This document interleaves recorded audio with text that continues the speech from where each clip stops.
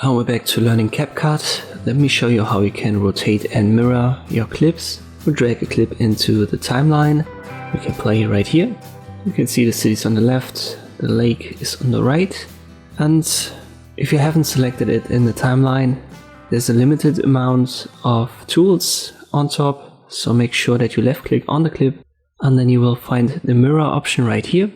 It simply mirrors it. There is a rotation function right here that you can use, but it's not going to scale it up directly. So if you want to rotate it, in most cases you'll have to scale it up anyway.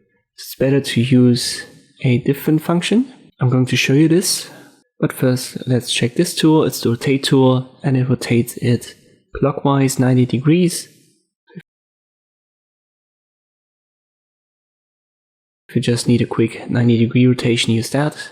But under cropping, you will find the rotation slider, and this also scales it up so that the entire canvas is covered by your footage. Obviously, the more it scales it up, the more blurry it will become because of the resolution. But you can see that right here, it fits the entire canvas now, so there are no black bars on top left or something like this.